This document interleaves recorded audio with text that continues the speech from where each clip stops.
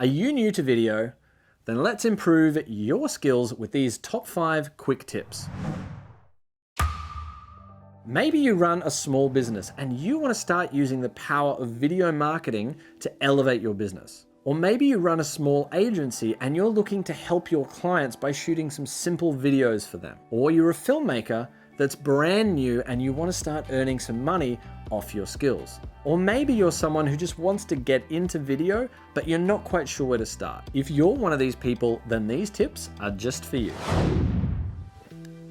Now, my first tip is when you think you've finished a shot and you get that urge to zoom in or pan away and move on to something else, breathe and hold it for another 10 seconds. When people are new to video, they tend to get nervous and they have this frantic energy about shooting, that they think, oh, I've got to get this shot, or I've got to get that shot, or I've got to move over there, or this is happening, or and then they get to the edit and they realize that they've got a whole bunch of shots that are only, 1 to 4 seconds long, and they really have trouble cobbling it all together. So breathe deep, and every time you do a single shot, hold it for at least 10 seconds. My second tip is to learn to think in sequences, and if you can learn how to do this well, your editor is going to love you. And if you're editing your own material, then you're just gonna love yourself because your edits are going to be so much smoother. Now, what do I mean by a sequence? Well, a sequence is really just a variety of different shots and shot sizes of the same action that you cut together to create a finished piece. If you want to see really clear examples of efficient sequencing, then watch some TV commercials. Because if you've got a TV commercial for a local coffee shop, for example, they're not just going to have one shot of the barista in a wide shot just making a cup of coffee. They're going to go in and they're going to have a close-up of that person's smiling face for the entire process. They'll film the close-up of the coffee pouring into the mug for that entire action. They'll get close-ups of the milk being frothed and poured into the coffee mug.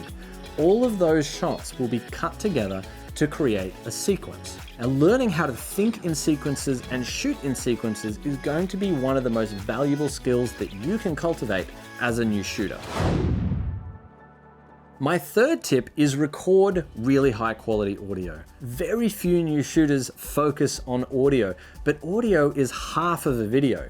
If you have bad quality sound, then you have a bad video, and audiences simply they won't watch. They won't tolerate that in this day and age. There are so many high quality microphones available at a pretty low cost today. So you could pick something up very easily and basically instantly improve your videos. Have a look at first at on-camera microphones like the Rode VideoMic Pro and lavalier microphones like this one here. You can start with something like the Rode SmartLav Plus. They're really gonna help get you going and will really up the quality of your audio. If you wanna learn more about audio and how to get really crisp, clean sound, we're gonna have a video that we'll link somewhere around here that is just on that topic.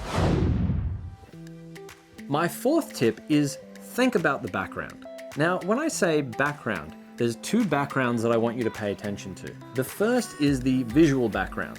What's going on behind your subject in the background of your shot? Has someone left their Darth Vader water bottle sitting right behind your subject's head and it's kind of just poking into shot awkwardly? Are there people that are just gonna wander by out of a building and they're just gonna sticky beak in the background and ruin your shot? What's going on in the visual background? The second type of background is the audio background. So when you're planning your shoot, are there gonna be really loud sounds that could ruin your audio?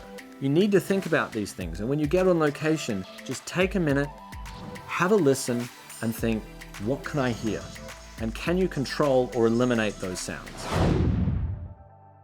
Now, my fifth and final point is stabilize your shots. Now, handheld camera work, though it can work for certain types of productions, it takes a lot of skill and a lot of practice to get good at that. Even if the shot's meant to be moving, what people have come to expect these days is that there's some form of stabilization. There's 3 tools that I suggest you can use.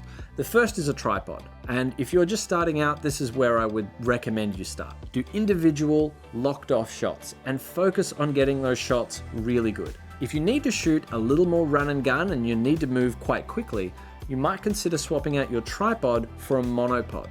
Now, monopod still allows you to get nice stable shots, but you can pick it up and move much faster. Now, if you want to incorporate movement and moving shots into your videography, I recommend checking out some form of stabilizer or gimbal that will help you to really take the rough and tumble and bumpiness out of your shots and give it that nice, smooth gliding movement. And that's it, guys. That is my top 5 tips for improving your videos straight away. If you enjoyed this video, please make sure to give us a thumbs up and hit subscribe so that you can see more videos just like this on a regular basis. Thanks for watching, and we'll see you in the next video.